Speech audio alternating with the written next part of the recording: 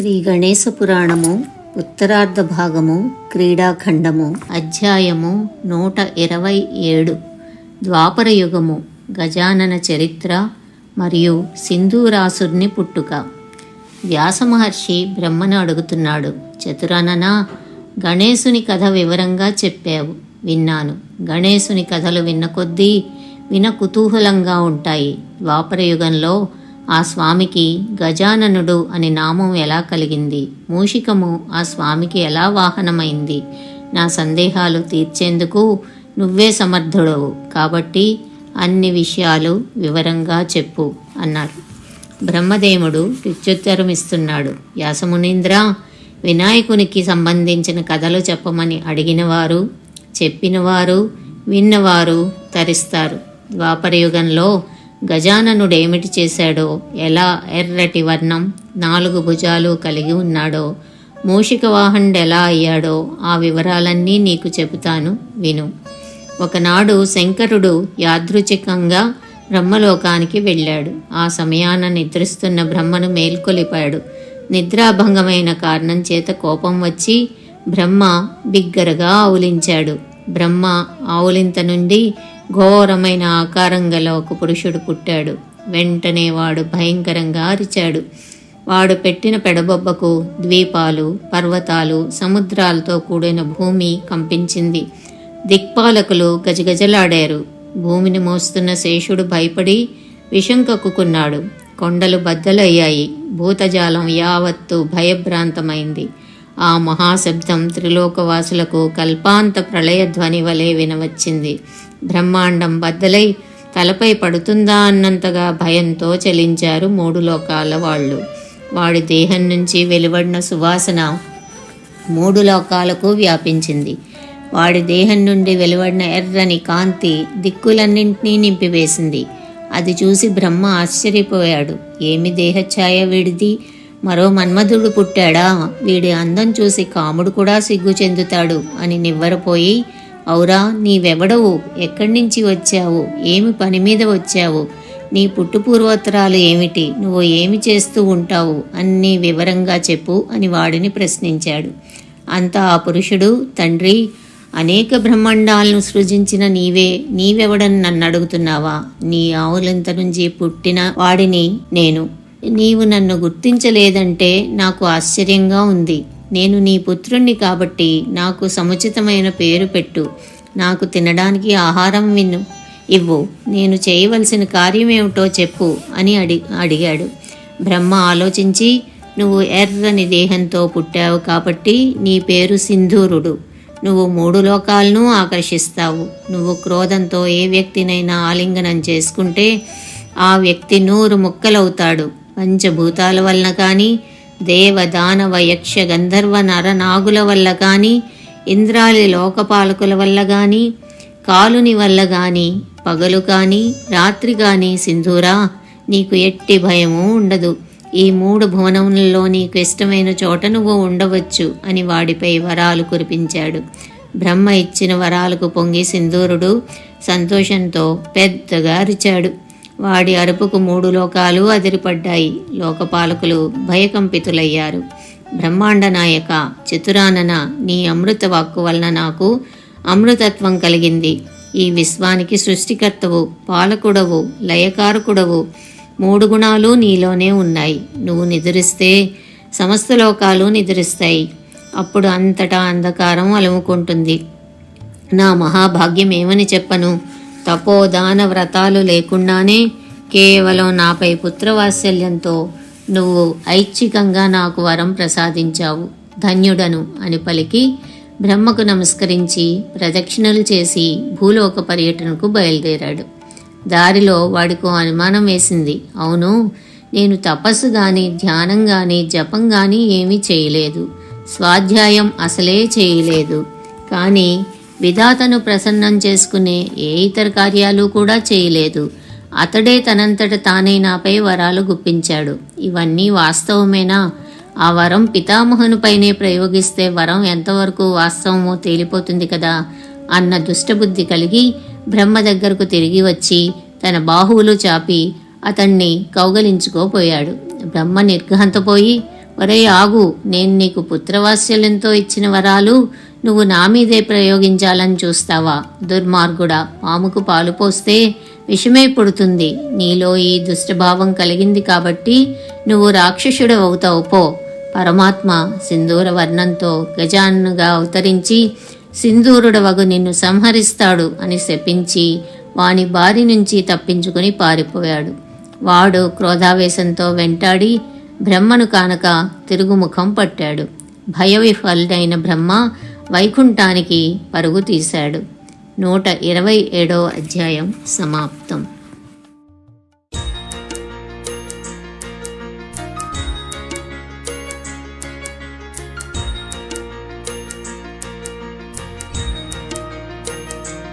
శ్రీ గణేశ పురాణము ఉత్తరార్ధ భాగము క్రీడాఖండము అధ్యాయము 128. సింధూరుని పరాజయము. వైకుంఠంలో రత్న కాంచన విలసితమైన పద్మాసనంపై కూర్చున్న కమలనాథుని చూశాడు కమలాసనుడు.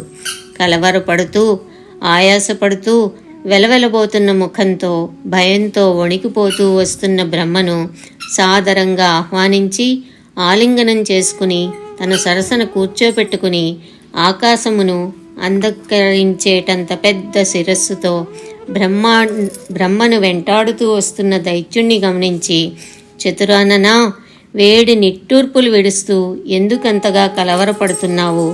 విషయమేమిటో చెప్పు అని అడిగాడు దయాళుడగు రమాధవుడు. నారాయణ, ఏమని చెప్పమంటావు నా అవస్థ? జరిగిన సంఘటన వివరంగా చెప్తాను విను. ఒకనాడు నేను నా గృహంలో నిద్రపోతున్నాను. ఆ సమయానికి శంకరుడు వచ్చి నన్ను లేపాడు. నేను లేచి ఆవులించాను. ఆ ఆవులింతలోంచి ఒక పురుషుడు పుట్టాడు.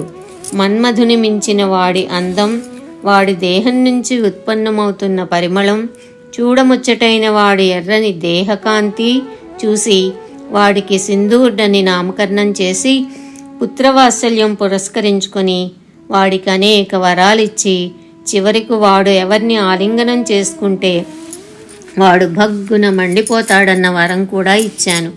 నేనిచ్చిన వరం యొక్క శక్తిని పరీక్షించడానికి వాడు నన్నే ఆలింగనం చేసుకునేందుకు నాపై ఉరకబోయాడు. నేను వాడి బారి నుండి తప్పించుకుని నిన్ను శరణు పొందడానికి ఇటు వచ్చాను. అడుగో, వాడు నన్ను వెంటాడుతూ వస్తున్నాడు. నన్ను రక్షించే భారం నీదే అని మొరపెట్టుకున్నాడు బ్రహ్మ. చతురానన, అనాలోచితంగా వరమిచ్చి చిక్కుల్లో పడ్డావు. ఏది ఎప్పుడు ఎలా జరుగుతుందో అలాగే జరుగుతుందని శ్రీహరి చెప్పాడు. ఈ ప్రమాదం నుంచి బయటపడడం ఎలాగా అని ఇద్దరూ ఆలోచిస్తూ ఉండగా ఘోరాకారుడగు సింధూరుడు వాళ్ల దగ్గరకు వచ్చి అరిచాడు. వాడి పెనుగర్జనకు 3 లోకాలు కంపించాయి. నారాయణ, రక్షించు రక్షించు అని బ్రహ్మ వణుకుతూ విష్ణువును వేడుకున్నాడు. శ్రీహరి ముందుకు వెళ్ళి సింధూరంతో, దైత్యపుంగవ, వరదానమత్తుడనై నువ్వు యుద్ధానికి దిగడం సహజమే. కానీ ఒక్క విషయం ఆలోచించు. నేను సత్వగుణోపేతుణ్ణి. అందర్నీ పాలించడం నాకు పని. ఇక బ్రహ్మ అంటావా, సృష్టి కార్యం చేయడం అతని పని. అంచేత మా ఇద్దరినీ యుద్ధానికి రమ్మండం నీకు భావ్యం కాదు. నీతో సమానంగా యుద్ధం చేయగల సమర్థుడు ఒక్క శంకరుడే. వెళ్ళి అతనితో యుద్ధం చేసి నీ ప్రతాపం చూపు అని చెప్పాడు. శ్రీ మహావిష్ణువు మాటలు విని దైత్యుడు ఉవ్వెత్తున లేచి 3 లోకాలను కంపింపచేస్తూ అనేక పర్వతాలను మహావృక్షాలను పడగొడుతూ శంకరునితో యుద్ధానికి బయలుదేరాడు. వాడు చేస్తున్న ఘోరారావానికి దిగ్గజాలన్నీ గజగజలాడాయి. వాడు కైలాసగిరి దరికి వెళ్ళి ప్రగాఢ ధ్యాన నిష్టలో ఉన్న శంకర్ని చూశాడు. నంది, భృంగి, ప్రమదగణాలు, పార్వతీదేవి వీరిచే పరివేష్టితుడై వ్యాఘ్ర చర్మంపై కూర్చుని శిరమున చంద్రుని ధరించి కరి చర్మాంబరధారి అయి గాఢ తపో సమాధి యందు నిమగ్నుడై ఉన్న పరమశివుని చూసి ముక్కు మూసుకుని తపస్సు చేసుకుంటున్న ఇతడితోనేనా నేను యుద్ధం చేసేది? చచ్చా, ఇతడు నాకు ఏ విధంగానూ సరితూగడు. అయితే అతని పక్కన ఉన్న చక్కని చుక్కలాంటి అతని భార్యను ఎత్తుకొని పోతాను అని తలచి తటాలన వచ్చి పార్వతీదేవి కొప్పు పట్టుకున్నాడు. ఆమె భయ విహ్వలై కండ్లు మూసుకుని మూర్చిపోయింది. సీతాదేవిని రావణాసుడు అపహరించుకుని పోయినట్లు దుష్ట దైత్యుడు సింధూరుడు పార్వతీదేవిని ఎత్తుకొని పోయాడు. మార్గమధ్యంలో తెలివి వచ్చి ఆమె ఘోరంగా విలపిస్తూ, ఏమిటి నాకీ దురవస్థ, సర్వవేళలా స్వామి అంకంపై ఉండే నాకీ దుస్థితి కలిగినా కదలకుండా ఉదాసీనం వహించి ఎలా అతను తపస్సు చేసుకోగలుగుతున్నారు, నన్ను కాపాడే నాథుడే లేడా అంటూ ఉంటే, అయ్యో శివుడు గాఢ తపస్సులో ఉన్నాడు, మనమా వాడితో పోరు సల్పడానికి అసమర్థులమై ఉన్నాము అని చింతిస్తూ శివగణాలు నిశ్చేష్టులై నిలబడిపోయారు. త్రిలోక సుందరి పరమ పావని అయిన సర్వ దుఃఖ నివారిణి లావణ్య లహరి అయిన అమ్మను ఆ మూర్ఖ దైత్యుడు ఎత్తుకుపోతున్నాడే, ఏమిటి దారి, కాళ్ళు చేతులు ఆడటం లేదు అని శివగణాలు రోధిస్తూ ఉంటే శంకర్ని ధ్యానానికి ఆటంకం వాటిల్లి కోపంతో కండ్లు తెరిచి చూశాడు. అతడి నేత్రాలు దశ దిశలను దగ్ధం చేస్తున్నాయా అన్నంత తీవ్రంగా ఉన్నాయి. ఎల్లవేళలా తన పక్కన ఉండే పార్వతీదేవి కనబడలేదు. పార్వతి ఏది అని సింహగర్జన చేశాడు. రుద్రగణాలు వణికిపోతూ, ప్రభు ఏమని చెప్పమంటావు, ఒక ఘోరాకార రాక్షసుడు వచ్చి నువ్వు గాఢ తపస్సమాధిలో ఉండగా అమ్మని ఎత్తుకొని గగన మార్గాన వెళ్ళిపోయాడు, పరుగున రండి నన్ను కాపాడండి అని అమ్మ ఎలుగెత్తి విలపించింది. మేము వెంబడించాము, పరుగులు తీసి పడిపోయి మూర్చిపోయాము, మాకందకుండా ఆ దుష్టదైత్యుడు అమ్మని చేజిక్కించుకుని ఎక్కడికో వెళ్ళిపోయాడు అని విన్నవించారు. వారి మాటలు విని శివుడు క్రోధాగ్ని నేత్రుడై గర్జించి వృషభాన్ని అధిరోహించాడు. తన దశబాహుల్లో త్రిశూలము మొదలగు 10 ఆయుధములను ధరించాడు. నభో మార్గాన బయలుదేరి సింధూరుడున్న చోటుకు వెళ్ళి వాడి వీపు తట్టాడు. వాడు చటాలన వెనుదిరిగి చూశాడు. ఒరే దుష్టుడా, నా భార్యను వెంటనే విడిచిపెట్టు, నన్ను తప్పించుకోవడం నీ తరం కాదు అని వాడిపై గర్జించాడు శివుడు. నేను దోమల వంటి వాళ్ల మాటలకు భయపడ్ను, నా బలం మీకు తెలియదు, నేను ఊపిరి విడిస్తే దాని ధాటికి మేరుపర్వతం కదులుతుంది. నీ వంటి అల్పుల ముఖం చూడడం నాకు చిన్నతనం, నీకు శక్తి ఉంటే యుద్ధంలో నన్ను జయించి నీ భార్యను నువ్వు తీసుకుని వెళ్ళు, లేదా మరొకరిని చేపట్టి ఆమెతో సుఖంగా ఉండు. నీ మాటలకు భయపడ్డు ఈ సింధూరుడు అని శంకరునితో యుద్ధ సన్నద్ధుడై తన బాహువులను చాచాడు. అంతలో దుర్గాదేవి తన మనసులో మయూరేశుని స్మరించింది. మయూరేశుడు బ్రాహ్మణ రూపంలో అవతరించి మధ్య పరశువును ఉంచి, సింధూరా ఒక్క క్షణం ఆగు అని వాడిని ఆపి మృదుమధురంగా వాడితో ఇలా పలికాడు.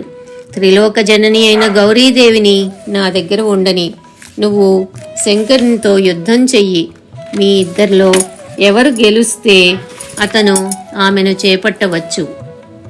బ్రాహ్మణుని మాటలు సమ్మతించి అమ్మను అతని వద్ద ఉంచి సింధూరుడు తన బాహువులు చాచి శంకరునితో యుద్ధానికి తలపట్టాడు.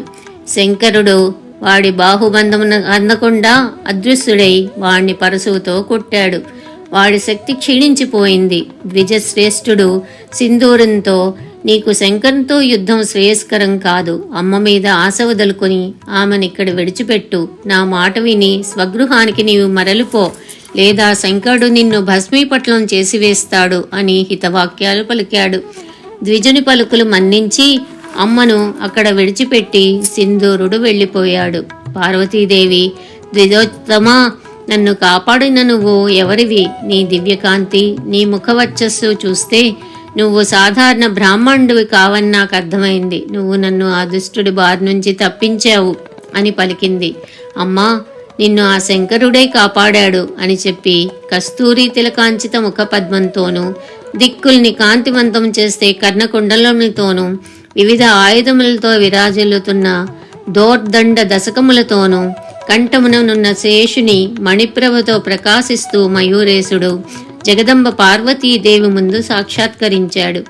ఆమె పట్టరాని సంతోషంతో స్వామిని బహుదా శ్లాఘించింది. సాక్షాత్తు పరమాత్మయోగు అతని పాదములకు నమస్కరించింది. మయూరేశుడు ఆమెను లేవనెత్తి, అమ్మా, త్రేతాయుగంలో అలనాడు నీకు తిరిగి దర్శనమిస్తానని చెప్పాను కదా, ఈ ద్వాపర యుగంలో గజానన నామంతో మళ్లీ నీ గృహంలో అవతరిస్తాను అని పలికి అంతర్ధానమయ్యాడు మయూరేశుడు. మయూరేశుడు కనపడకపోవడం వల్ల అమ్మ పార్వతీదేవి మిక్కిలి దుఃఖించింది. శంకరుడు ఆమెను ఓదార్చి, గిరిజా, బేలవలే ఏడుస్తున్నావా? మనస్సు దిట్టపరుచుకో, అనామయుడగు వినాయకుడు ఆడిన మాట తప్పడు అని చెప్పి అమ్మను తన పక్కన కూర్చోపెట్టుకుని తన వృషభ వాహనం నెక్కి కైలాసానికి మరలిపోయాడు. 128వ అధ్యాయం సమాప్తం.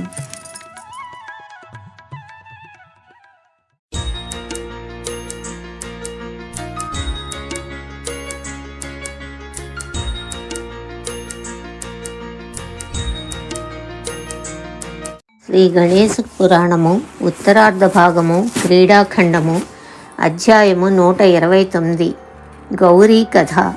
సింధూరుడు గర్వంతో విర్రవీగుతూ పర్వతాలను బద్దలు కొడుతూ వృక్షాలను కూలదోస్తూ మృత్యులోకం చేరాడు. పక్షులన్నీ చెల్లా చెదురైనాయి. జంతువులు పలు దిక్కులకు పరుగులు తీశాయి. తర్వాత వాడు దండయాత్రకు బయలుదేరాడు. బ్రహ్మాది దేవతలను జయించాడు. ఆ దుష్టుడి చేతిలో ఓడిపోయి రాజ్యభ్రష్టులైన కొందరు అడవుల పాలైనారు. కొందరు వాడితో వీరోచితంగా పోరాడి స్వర్గతులైనారు. కొందరు పిరికివాళ్లు వాడిని శరణు పొందారు. ఆ దుష్టుడు అంతటితో ఆగక మున్యాశ్రమాలను ధ్వంసం చేసి ముక్కు మూసుకుని తపస్సు చేసుకుంటున్న మునిపుంగవులను బంధించాడు. కొందరు మునులు ప్రాణత్యాగం చేశారు. కొందరు మేరు పర్వత గుహల్లో తలదాచుకున్నారు. వాడు అమాయకులను అనేక విధాలు దండించాడు. గుడులను, గోపురాలను, రాజసౌధాలను అన్నింటినీ ధ్వంసం చేశాడు. వాడు ప్రళయమే సృష్టించాడు. వైదిక కర్మలన్నీ నిలిచిపోయాయి. అగ్ని కార్యాలన్నీ ఆగిపోయాయి. యక్ష, కిన్నర, గంధర్వ దేవతాదులు కొండ గుహల పాలైనారు. దైత్యుని పీడ విరగడయ్యేందుకు బృహస్పతి అందరికీ ఒక సలహా చెప్పాడు. భయపడవద్దు, అందరూ వినాయకుని ప్రార్థించండి. ఆ స్వామి వినాయక నామంతో శివుని ఇంట అవతరించి మన కార్యం చక్కబెడతాడు. సింధూర్ని అంతం చేసి మనలను రక్షిస్తాడు. ఇందు ఎంత మాత్రం సందేహించవలదు. వాడి పీడ విరగడై 3 లోకాల వాసులు సుఖపడతారు. బృహస్పతి సలహా మేరకు బ్రహ్మాది దేవతలు, గంధర్వులు, యక్షులు, కిన్నరులు, మునులు అందరూ సామూహికంగా వినాయకుని కడు శ్రద్ధలతో ఇలా స్తుతించారు. జగతః కారణం యోసౌ రవినక్షత్ర సంభవః సిద్ధసాధ్యగణాః సర్వే యత ఏవ చ సింధవః గంధర్వాః కిన్నరా యక్షా మనుష్యోరగరాక్షసాః యతశ్చరాచరం విశ్వం తం నమామి వినాయకం. యతో బ్రహ్మాదయో దేవా మునయశ్చ మహర్షయః యతో గుణాస్త్రయో జాతాః తం నమామి వినాయకం. యతో నానావతారాశ్చ యశ్చ సర్వహృది స్థితః యం స్తోతుం నైవ శక్నోతి శేషస్తం గణపం భజేత్. దీని భావార్థము: ఎవడు సూర్య నక్షత్రాదులు పుట్టుకకు కారణభూతుడో, ఎవడు జగత్కారుండో, సిద్ధులు, సాధ్యులు, సర్వగణములు, సముద్రములు, గంధర్వులు, కిన్నరులు, యక్షులు, మనుష్యులు, పాములు, రాక్షసులు, చరాచర విశ్వం అంతా ఎవని వలన కరుగుచున్నదో ఆ వినాయకునికి నమస్కరిస్తున్నాను. బ్రహ్మాది దేవతలు, మునులు, మహర్షులు, గుణత్రయము ఎవని వలన పుట్టుచున్నవో ఆ వినాయకుని నమస్కరిస్తున్నాను. ఎవని వలన అనేక అవతారాలు కలుగుచున్నవో, శేషుడు కూడా ఎవని మహిమలు పొగడు అశక్తుడో ఆ గణపతిని నమస్కరించుచున్నాను. ఈ విధంగా స్తుతించి, ప్రభు వినాయక, సింధూర్డనే రాక్షసుడు లోకకంటకుడై సమస్త లోకాలను నానా అగచాట్లు పెడుతున్నాడు. వాణ్ణి తుది ముట్టించడానికి నువ్వే సమర్థుడవు. నిన్ను విడిచి ఇక ఎవరిని ఉపాసింతుము? దయచేసి మా మొరలు ఆలకించి నువ్వు శివుని ఇంట అవతరించి సింధూరిని అంతం చేసి సమస్త లోకాలను రక్షించాలి. నీకు ఇవే ప్రణతులు అని కొందరు శీర్షాసనం వేసుకుని ఎవరి శక్తిని అనుసరించి వారు అకుంఠిత దీక్షతో వినాయకుని ప్రార్థించారు. వాళ్ల భక్తికి వినాయకుడు ప్రసన్నుడై కోటి సూర్యప్రభలతో వాళ్ల ఎదుట సాక్షాత్కరించి ఎవరు ఏ విధంగా ధ్యానిస్తే ఆ విధంగా వాళ్లకు దర్శనమిచ్చి, దేవతలారా మీరు చింతించవద్దు, నేను సింధూరిని తప్పక సంహరిస్తాను. సర్వ దుఃఖములను తొలగించే ఈ స్తోత్రము దుఃఖ ప్రశమన స్తోత్రము అని ప్రసిద్ధి చెందుతుంది. ఎవడు ఉదయం, మధ్యాహ్నం, సాయంకాలం ఈ స్తోత్రమును భక్తి శ్రద్ధలతో పఠిస్తాడో వాడికి తప్పక దుఃఖోపశమనం కలుగుతుంది. నేను త్వరలోనే శివుని ఇంట పడుతాను. గజానన నామంతో సర్వార్థ సాధకునిగా ప్రసిద్ధుడనవుతాను. సింధూరుణ్ణి సంహరిస్తాను. అమ్మ పార్వతికి ఆనందం కలిగిస్తాను అని చెప్పి చప్పున అంతర్ధానమయ్యాడు గజాననుడు. పిమ్మట శంకరానుగ్రహం వల్ల గిరిజాదేవి గర్భం ధరించింది. శుక్లపక్ష చంద్రుని వలె అమ్మ గర్భం వృద్ధి చెందుతూ వచ్చింది. గర్భంలో ప్రవర్ధమానమవుతున్న తేజోరాశి వలన తాపం హెచ్చి అమ్మ పార్వతి శైత్యోపచారాల కొరకు ఆరాటపడి, నాథ, గర్భంలో పెరుగుతున్న తేజస్సు వలన కలుగుతున్న తాపం తట్టుకోలేకపోతున్నాను, నన్ను ఏదైనా చల్లని ప్రదేశానికి తీసుకుని వెళ్ళండి అని కోరింది. శంకరుడు వెంటనే అమ్మను తన వృషభ వాహనంపై కూర్చోపెట్టుకుని శివగణములను వెంట నిడుకొని వాద్యకారుల మంగళ వాద్యముల మధ్య అనువైన చోటు కోసం అన్వేషిస్తూ అనేక అరణ్యాలు తిరిగి చివరకు పర్యలీ కాననములో పార్వతీదేవి పరిచారకులతో సహా ప్రవేశించాడు. ఆ అరణ్యం ఎత్తుగాను దట్టంగాను ఫలపుష్ప భరిత విస్తరించిన వృక్షాలతోనూ మనోహరమైన సరోవరాలతోనూ చక్కని దిగుడు బావులతోనూ సువాసనలు వెదజల్లు పుష్పములతో నిండిన లతలతోనూ చూడముచ్చటగా ఉంది. పార్వతీదేవి శివుని ఈ అడవి అన్ని విధాలా చక్కగా ఉంది. కైలాసగిరి వలె చల్లగా ఉంది. నందనవనం వలె శోభాయమానంగా ఉంది. ఇక్కడ ఉండాలని నాకు కుతూహలంగా ఉంది అని చెప్పింది. అమ్మ నివసించడానికి యోగ్యమైన మండపం త్రుటి కాలంలో ఏర్పరచబడింది. పార్వతి, నీకు ఈ అడవి నచ్చింది కాబట్టి పరిచారకుల సేవలను అందుకుంటూ నీ ఇష్టం వచ్చినంత కాలం నువ్వు ఇక్కడ ఉండవచ్చు అని చెప్పి ఆమెకు అన్ని సపర్యలు చేయడానికి పరిచారికలను నియమించి తాను తపస్సు కొరకు హిమాలయ పర్వతానికి మరలిపోయాడు శివుడు. పర్వత రాజపుత్రి సఖీజనుల మధ్య సుఖంగా కాలం గడుపుతోంది. ఆమెకు సేవలు చేస్తూ రకరకాల ఫలాలు, కందమూలాలు అమ్మకు అందిస్తూ తాము తింటూ అందరూ ఆనందంగా కాలం గడుపుతున్నారు. 129వ అధ్యాయం సమాప్తం.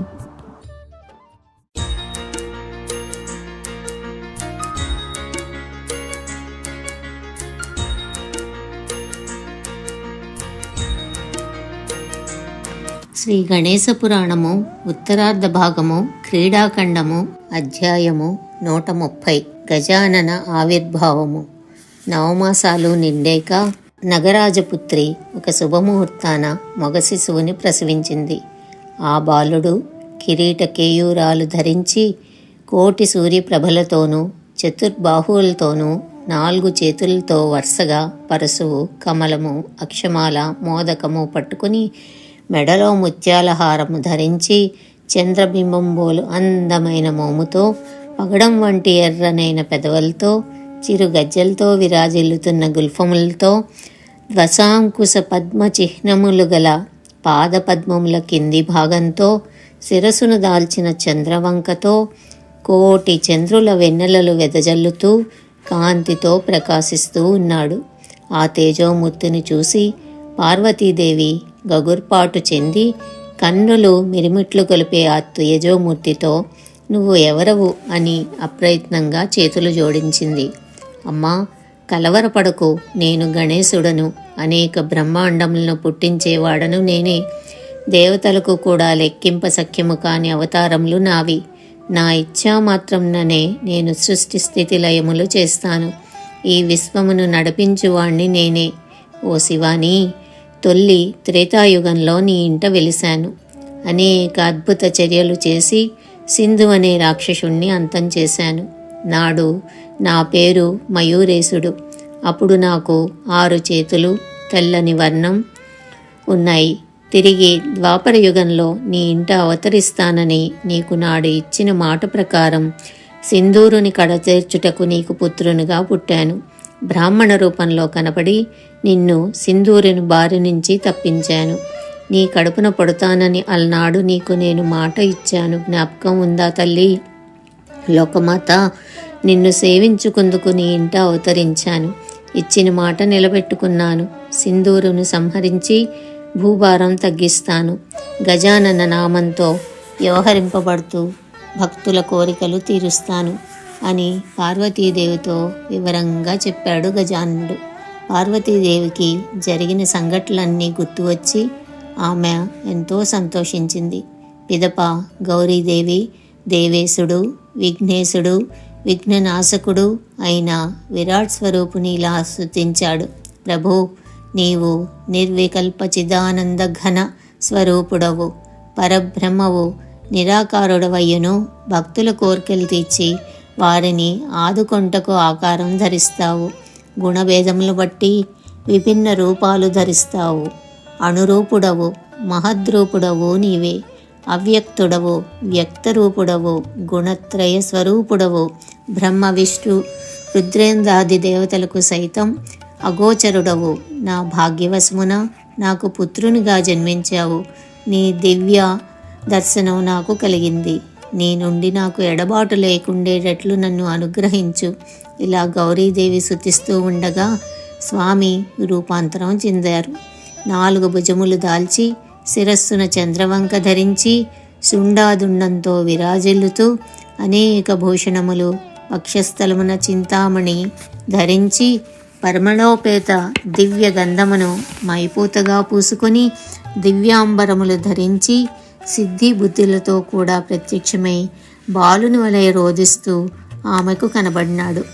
ఆమె అతన్ని చూసి, ఇదేమిటి విడ్డూరం, ముల్లోకాల్లోనూ ఎక్కడైనా ఏనుగు తుండం గల బాలుడుంటాడా? ఇటువంటి శిశువును చూసి బ్రహ్మాది దేవతలు నవ్వరా అని పరిపరి విధాల పరివేదన పడింది. అంతలో తన ప్రమదగణాలతో సహా శివుడు అక్కడికి వచ్చి బాలుణ్ణి ఎత్తుకుని, పార్వతీ, నా మాట విను, ఈ బాలుడు సామాన్యుడు కాదు. సుండాదిండ విరాజితుడకు ఈ దేవదేవుడు అనాది నిధనుడు.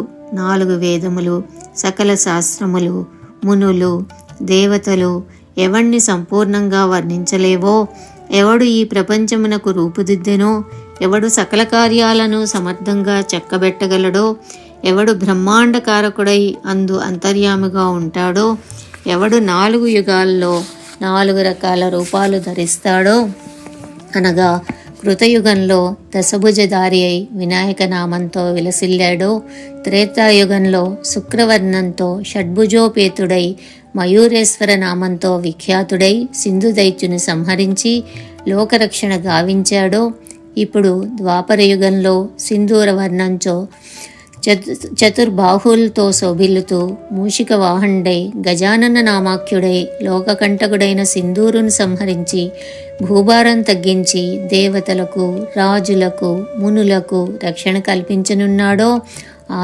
దేవదేవుడు మన అదృష్టం పండి మన ఇంట అవతరించాడు అని పార్వతితో చెప్పాడు. బాలరూపంలో ఉన్న గజానుడు, పరమేశ్వర, నువ్వు సర్వజ్ఞుడవు కాబట్టి నా అవతార ప్రయోజనం, నా రూపం లెస్సగా తెలుసుకున్నావు. లోకపితరులైన మీ ఉభయులను నా పితరులుగా సేవించుకునేటందుకు, సింధూరుని సంహరించేటందుకు, విశ్వశాంతిని నెలకొల్పేటందుకు మీ ఇంట అవతరించాను అన్నారు.